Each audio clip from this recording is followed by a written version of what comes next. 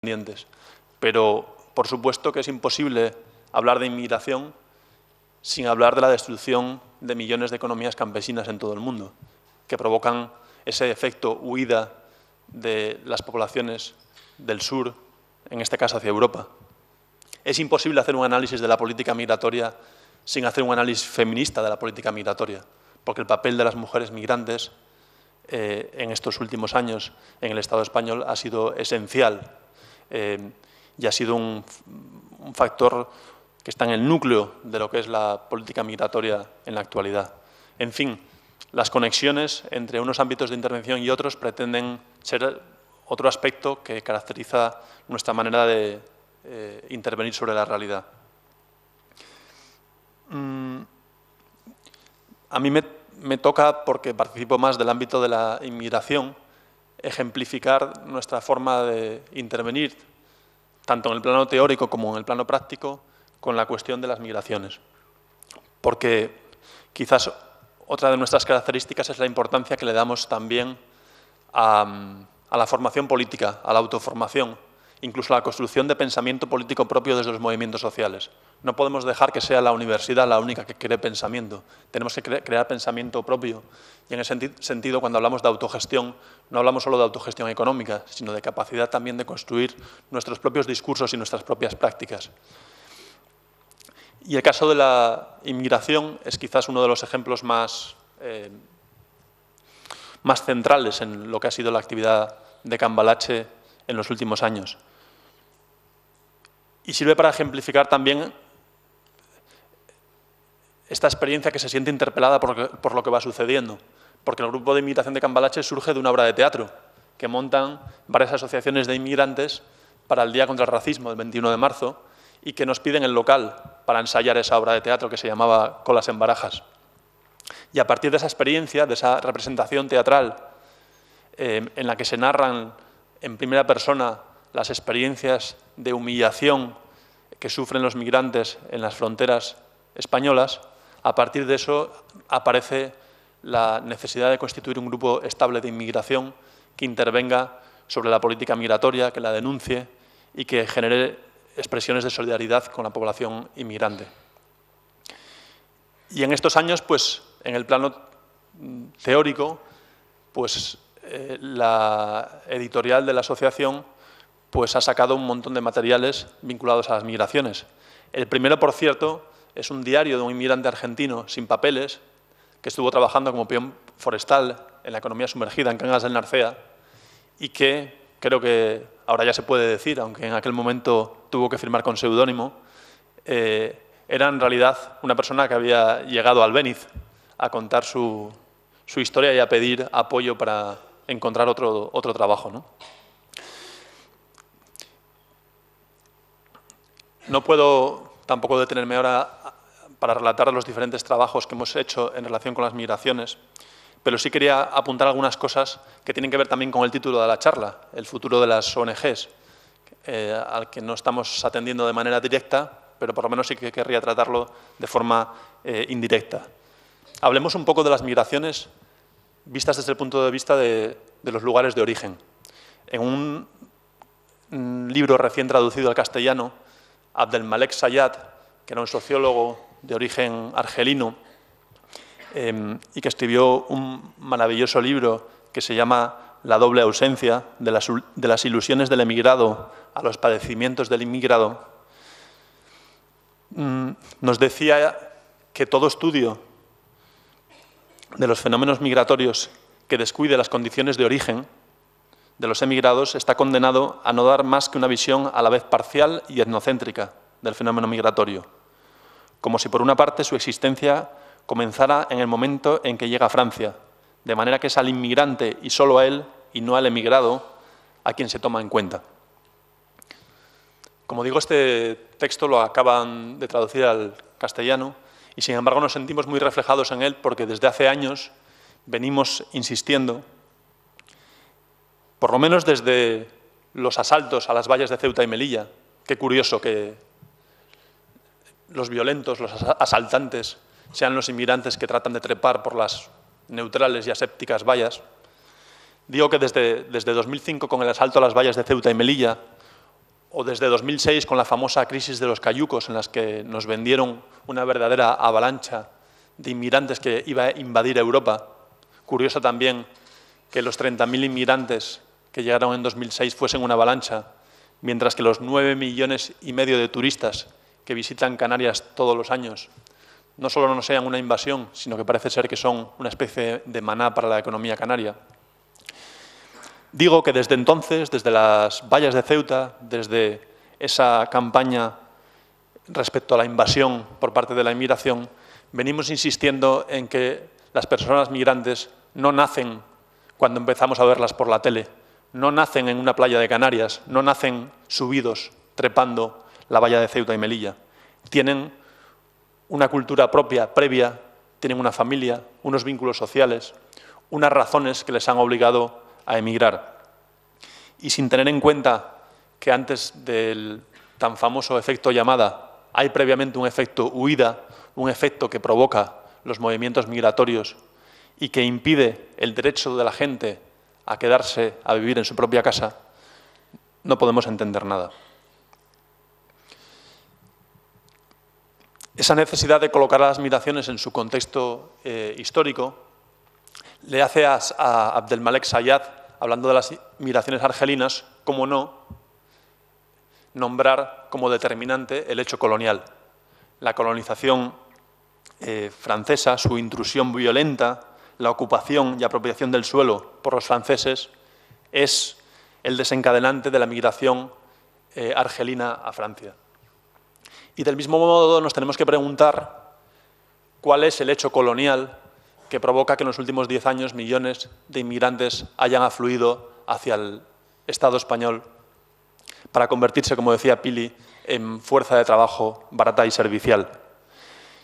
No podemos hablar de una colonización directa como la francesa en Argelia en los años 50, pero sí que podemos hablar del neocolonialismo que antes ejemplificaba Pili con el sector pesquero senegalés. Y ese neocolonialismo explica de manera contundente los motivos de las migraciones.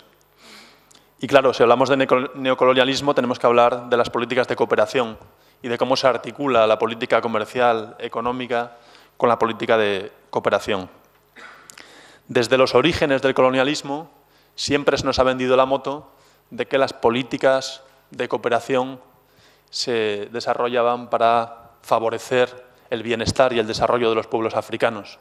Leopoldo II de Bélgica vendía en Europa su cruzada de civilización de los pueblos de la cuenca del Congo, y esa cruzada en la práctica consistía en cortarles las manos a aquellos africanos que no recogían suficiente caucho para la industria automovilística europea y norteamericana que estaba naciendo, ¿no? No hace falta irse hacia Leopoldo II, podemos hablar de cómo los imperios británico y francés, en cuanto ven que es ya imparable el proceso de independencia de los pueblos africanos en los años 50 y 60, lo primero que hacen es aprobar leyes de cooperación al desarrollo. Y si nos acercamos un poquito más para acá, nos tendremos que preguntar por qué la ayuda al desarrollo del gobierno español se multiplica en América Latina precisamente en la década en la que las multinacionales españolas hacen esa segunda colonización de Latinoamérica, o por qué últimamente, con la aprobación del Plan África desde 2006, la multiplicación de la ayuda hacia África coincide con una nueva carrera de las principales potencias capitalistas para hacerse con los recursos energéticos, el agua, la tierra, en una competencia cada vez más dura por recursos cada vez también más escasos, ¿no? Si algo es especialmente obsceno en todo este asunto de las políticas de desarrollo, con todo esto no pretendo faltar al respeto a iniciativas pequeñitas de ONGs que están desarrollando iniciativas en diferentes lugares del mundo y que no tienen por qué responder esta lógica general de lo que son las políticas al desarrollo, pero sí que creo que es importante conocer que este es el marco, el tablero de juego en el que estamos funcionando. digo que si algo es especialmente obsceno en relación con la política migratoria es que la crisis de los cayucos, las vallas de Ceuta y Melilla y todo lo que tiene que ver con la frontera sur, en realidad ha sido la excusa precisamente para la recolonización del continente africano. Es decir, se ha utilizado el miedo a la avalancha para justificar la presencia militar, económica, comercial, diplomática del gobierno español en muchos países de África. E incluso planes que se han presentado como planes de ayuda al desarrollo, en realidad eran planes para defender los intereses de las multinacionales españolas, por ejemplo, en el sector de hidrocarburos, en el Golfo de Guinea y en otros territorios de África.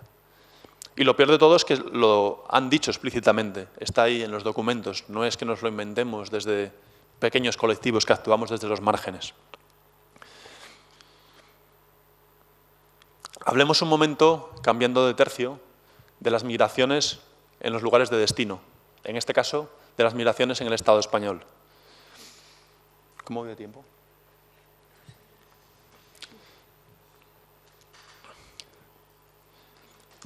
No nos da tiempo a caracterizar la política migratoria interna, porque eso requeriría una charla específica, pero simplemente querría llamaros la atención sobre el hecho de que desde el año 2000 hasta el año 2008 se ha multiplicado por 6 la población inmigrante en el Estado español, de menos de 1 millón de personas a casi 6 millones. Por tanto, el diagnóstico de que la política migratoria es una política de cierre de fronteras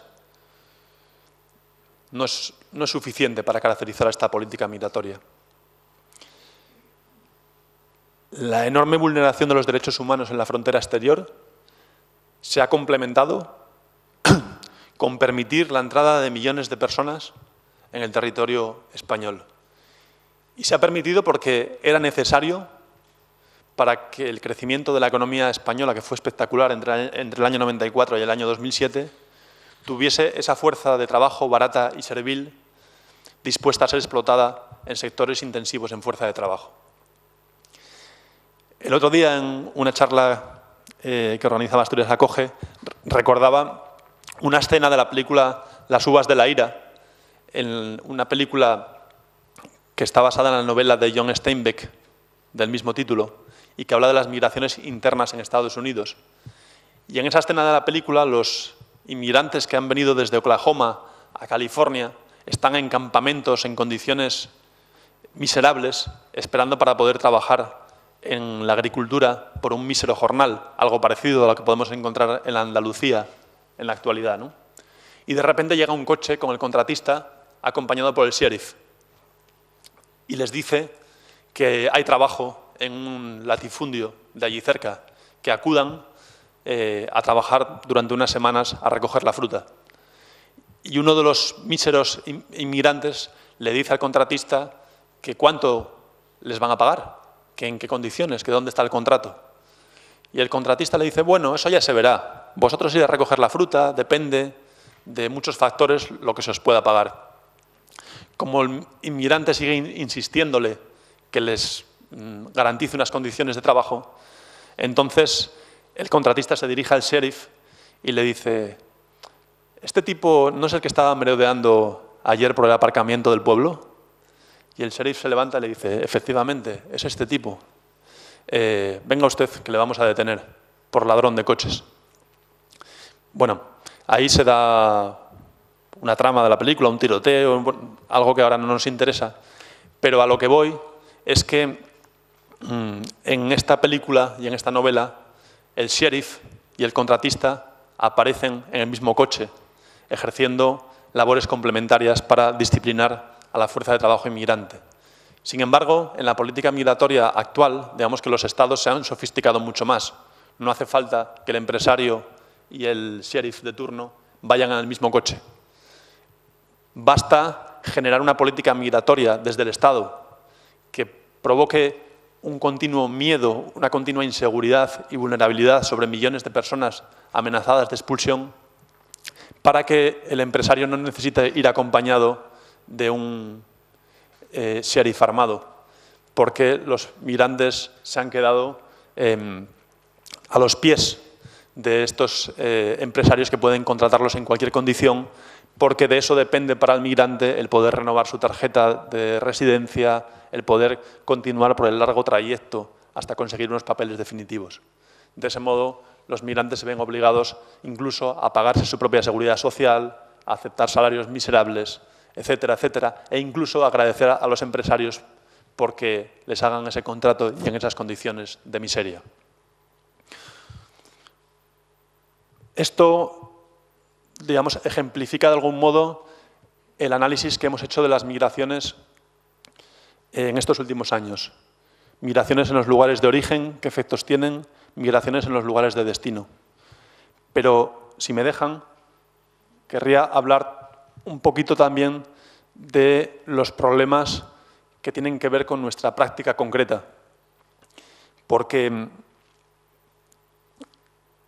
de algún modo, pensamos que este análisis que acabamos de desarrollar nos permite entender las migraciones sin necesidad de victimizar a los inmigrantes ni de convertirlos en héroes. Es decir, el análisis de la política migratoria debe decir contundentemente que los inmigrantes son víctimas de las redadas racistas, son víctimas de las torturas y las humillaciones en las comisarías, también en las comisarías de Oviedo, en estas comisarías en las que se tira la comida al suelo para que coman los negros. Son víctimas de una política migratoria realmente obscena. Pero eso no quiere decir que desde los movimientos sociales se deba tratar a los migrantes exclusivamente como víctimas. Queremos huir de los clichés que colocan al inmigrante, por un lado, desde una visión superoptimista de la inmigración, como héroe que ha conseguido fracturar las fronteras y que, por tanto, es en sí mismo un posible sujeto revolucionario que va a cambiar el mundo y que va a cambiar Europa.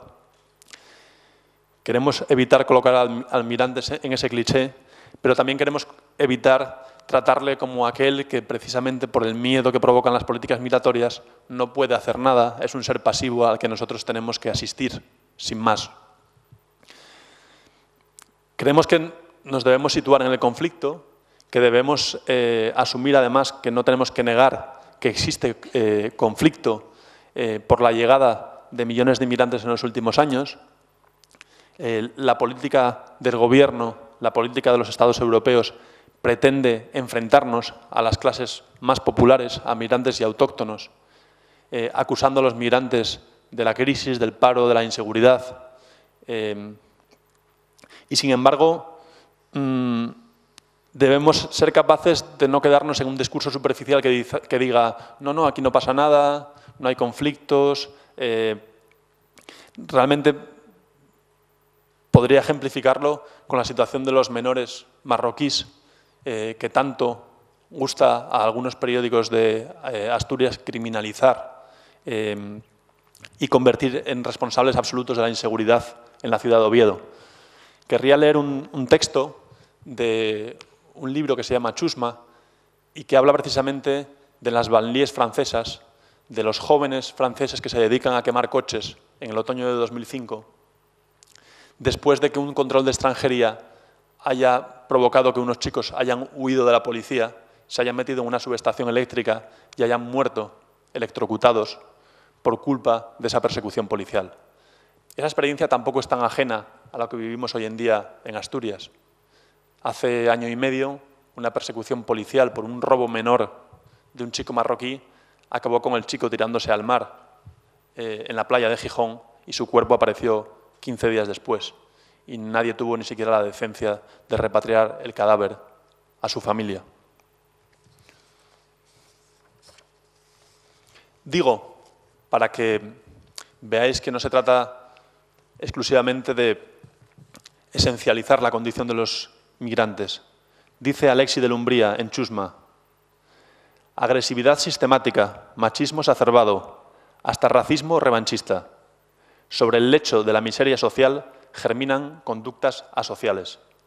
En el límite, esta engendra monstruos, capaces de quemar viva a una chica que rechaza sus proposiciones o de patear hasta matarlo a un padre de familia que estaba haciéndole una foto a una farola. En el imaginario teledirigido de los franceses, la chusma, están, pues, hechos a medida para desempeñar el papel de bárbaros de turno, Sin embargo, en esta mala película en la que los malos son ellos, ¿quiénes hacen de buenos? Esos franceses de clase media atrincherados en sus casas, algunos de los cuales no dudan en proclamar a viva voz que freír a tiros a un crío que ronda en torno a su coche les parece normal y que por lo demás confían en la educación de los suyos a M6, a Internet y a la PlayStation. Los mismos que han hecho de Francia, sin duda para aletargar al monstruo que late en su interior, el mayor consumidor de somníferos y ansiolíticos del mundo. La chusma no son sino un reflejo de la anomia general. Luchando contra esta anomia, luchando por generar vínculos sociales de solidaridad y apoyo mutuo, es desde donde tratamos, desde Cambalache, de intervenir en la realidad social a pesar, digamos, de vivir una experiencia contradictoria, porque nos encontramos con situaciones de miseria y exclusión social extrema en las que, digamos que la frontera entre el asistencialismo, la solidaridad y el apoyo mutuo aparecen muchas veces poco claras. Del mismo modo que desde el Estado, además de asistencialismo, hay también cooptación y generación de redes clientelares entre la propia población migrante que complejizan aún más el problema. No vengo aquí a dar soluciones, sino a tratar de explicar que desde este escenario complejo es desde el cual, en un contexto en el que parece que los planteamientos ultraderechistas cada vez tienen más fuerza, digo que en este escenario es en el que tenemos que seguir interviniendo para intentar que la exacerbación de los conflictos suponga una crítica más profunda al capitalismo en vez de un fortalecimiento del mismo. Muchas gracias.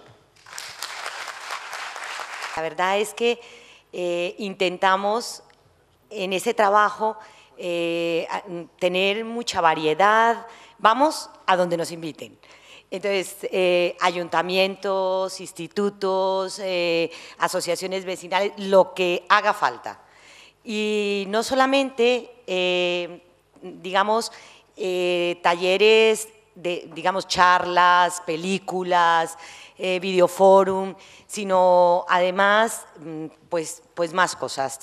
Tenemos una exposición de fotografía, es decir, propiciamos espacios también de debate, estas cosas más al interior de la asociación, pero están abiertas al público y tal. Por ejemplo, cuando lo de las caricaturas de Mahoma hace unos años, teniendo en cuenta que un porcentaje importante de nuestros usuarios son musulmanes y luego que la gran mayoría de voluntarias no lo son, nos pareció muy interesante. Entonces, en realidad, lo que quiero decir es que nos interesa mucho ese trabajo de sensibilización, pero no solo por mostrar los aspectos positivos de la inmigración, es decir, en la lucha contra el racismo y la xenofobia que desde algunos medios de comunicación,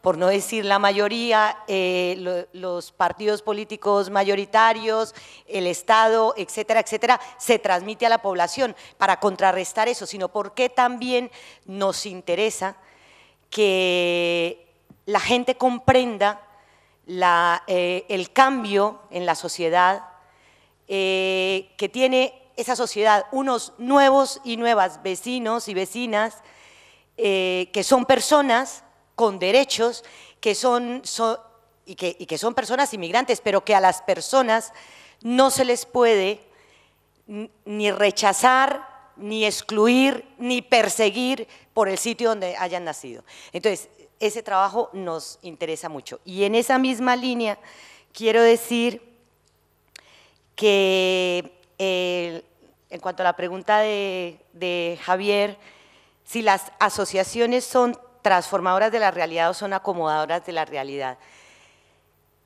Nosotros intentamos transformar algunas cosas muy pequeñitas, sobre todo en la línea de lo que he explicado ahora, de ese trabajo de sensibilización, porque creemos que toda la denuncia y el enfrentamiento que tenemos que tener frente a la política de inmigración y a quien ejecuta esa política de inmigración, eso es una cosa, la lucha contra eso, pero no creemos en el enfrentamiento a priori con los vecinos y con la gente,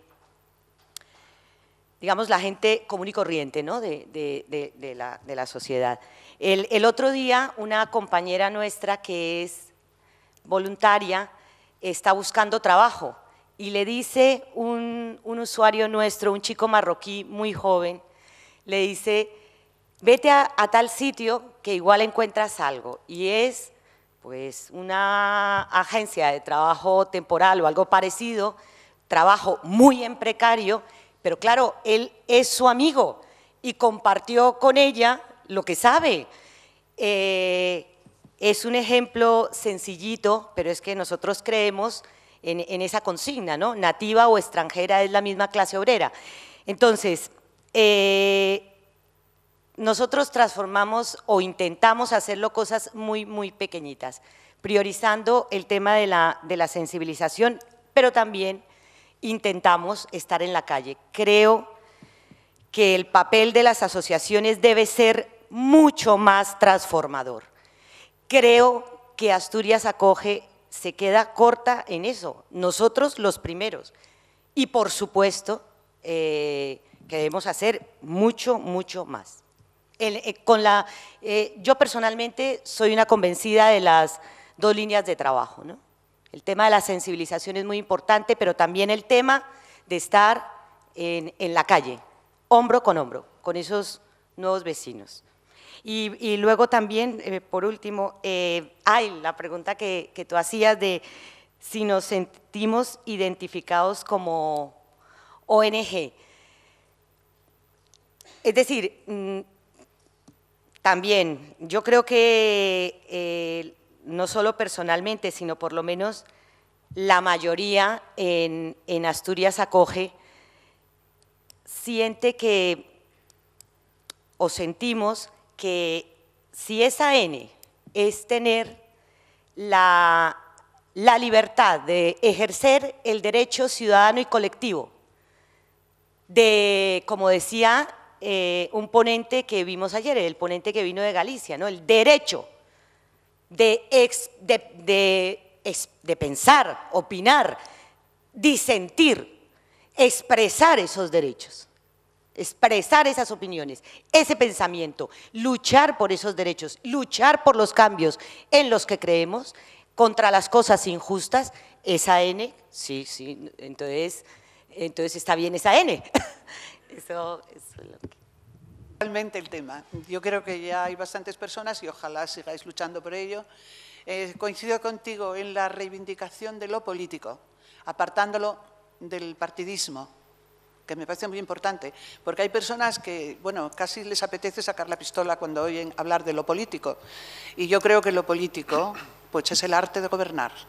De nosotros dependerá que se haga bien o se haga mal, que elijamos bien o elijamos mal, y que exijamos los cumplimientos de las promesas de los políticos. Hasta ahí llega toda mi inclinación y mi vinculación con lo político. Bien. Ahora, Javier planteaba que… Ay, sí, perdón. ¿Qué consideramos que son ahora las ONGs o en qué se pueden convertir? Yo creo que van bastante bien las ONGs manteniendo su independencia. Y si siguen o seguimos manteniendo nuestra independencia, los fines los marcaremos nosotros y los marcarán las personas que se sumen a nuestros planteamientos. Eso digo en las ONGs y digo en todas partes. En los centros de trabajo, en los centros de… Que tienen que tener unos fines, que tienen que tener claro qué es claudicar y qué es defender, y qué es acomodarse, y qué es ser agradecidos, y cuando digo agradecidos, A las subvenciones, quiero decir, agradecidos no, tenemos que tener en cuenta que son unos bienes públicos y que es una manera de distribuirlos. Por lo tanto, no entiendo el clientelismo de ninguna manera, supongo que las demás asociaciones también lo entenderán así. Y bueno, no pretendemos ser tampoco compensadoras de las deficiencias de las administraciones. No tenemos por qué, pero tampoco tenemos por qué estar en contra, por lo menos con lo que trabajamos. Claro, es muy diferente, yo lo comprendo, porque nuestros usuarios, porque están dentro de las prisiones, casi siempre se tienen que defender en el trato de la prisión y los derechos, no, yo creo que están bastante bien defendidos. Ahora, estoy hablando de ahora. Nosotros hemos tenido hasta denuncias, hemos tenido un juicio de la institución contra nosotros hace años, por haber apoyado una denuncia de un maltrato, contra un maltrato, mejor dicho. Y bueno, en fin, pues nos pusieron una multa y todas esas cosas. Y entonces también tenemos que reconocer que el talante de todos no es igual, puesto que seguimos entrando hace muchos años, no ahora que ya es inevitable, porque claro, ya el desarrollo de la democracia va a impedir que entren en las prisiones personas con fines de solucionar problemas. Bien, nada más que esto. Yo espero no estar compensando nada. Nosotros nunca, somos voluntarias todas, quiero decir, no tenemos una estructura donde haya que pagarle a la gente, que me parece normal, que haya que pagar a la gente que está atendiendo una casa de acogida o todo eso, todo no tiene que ser funcionar, esto voluntarios. Podemos permitirnoslo, la mayoría somos jubiladas y entonces podemos dedicar un tiempo. Y luego las subvenciones para los medios, por ejemplo, el transporte y la prisión y tal, pues los tenemos subvencionados con una parte del ayuntamiento, otra parte de la Caja de Ahorros y otra parte del Principado de Asturias. Y creo que a ninguno de ellos les hemos ofrecido nunca pleitesía. Reconocimiento sí. Reconocimiento sí, porque las cosas desde las administraciones se pueden hacer bien y mal. Y si las hacen bien no tenemos por qué ir en plan de quinta columna, ¿no? Bueno, eso, el cortometraje de la 10, perdona, que preguntabas, me gustaría muchísimo incluso que os lo pusieran en los institutos y en las escuelas y donde trabajéis. Porque independientemente de dónde fue el origen del corto, que sí, nació precisamente de una necesidad de interesarse por lo sanitario, pero más bien por la formación, porque lo nuestro no es asistencial, es de formación. Cuando las médicos, la enfermera y las personas que trabajan, no quiere decir que vayan a suplir a los médicos o las enfermeras que ya tiene la prisión. Es otra cosa, es de formar a las personas que están allí o de formarlas. Y entonces, de ahí surgió el que se hiciera con un educador que está en el módulo y que está intentando de alguna manera convertir el módulo en lo que decía, del módulo de aquel pozo de la muerte, en un módulo de respeto, pues sí, encontró una preocupación también que coincidía con la nuestra, en que aparte de divulgar, había que meter dentro de las personas la necesidad de estar informadas sobre su salud, sobre todo. Y entonces hicieron, para hacerlo, pues igual que se hacen a veces, no sé, folletos y cosas, hicieron una teatralización de la enseñanza que estaban haciendo porque les parecía que era pues, más asequible a todas. Y ellas mismas, las chicas, fueron las guionistas, iban improvisando y haciendo una cosa que luego se fundió en un corto.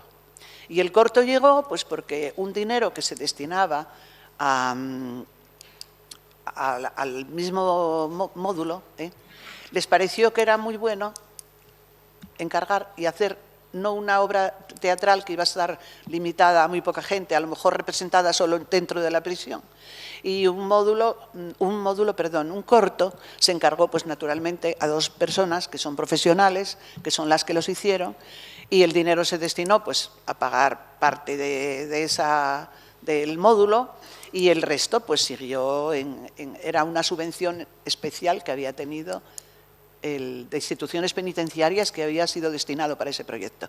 Entonces se hizo el corto, yo no sé si vosotros lo visteis, desde luego el día que se proyectó en la Filarmónica estaba lleno, no podía entrar una persona más. Y bueno, y me gustaría, porque no voy a ponerme a contar aquí cómo es el corto, no tiene sentido, pero me gustaría que lo reclamarais porque es una buena información. Y es, desde luego, sobre la sanidad, no sobre las necesidades y los problemas que tienen las internas en la prisión, y agravado, naturalmente, por las toxicomanías y por el SIDA. Y entonces se habla sin ningunos tapujos porque son ellas, y ya digo, es una teatralización, ni siquiera el caso es exacto. Se cambió a los personajes, se cambiaron muchas cosas para que no pareciera, porque salir a la calle una información de la cárcel es muy peligrosa. Es muy peligroso para los internos, ¿no? Cuando ya quieren olvidar la historia, está allí plasmada. Y bueno, pues nosotros estamos encantados de que se haya hecho, pero tenemos que reconocer que nuestra misión fue simplemente mostrar una preocupación y llevar a unas personas, pero luego el desarrollo del módulo, del corto, fue otro. Y bueno, nada más. Yo no tengo más que decir, creo que no hay nada más que decir. Comentar alguna cosa rápidamente, a ver si da tiempo por si alguien más también quiere intervenir. Me voy quitando cosas de encima. La primera es que Cambalache es un colectivo social y no se siente identificado ni de lejos como una ONG.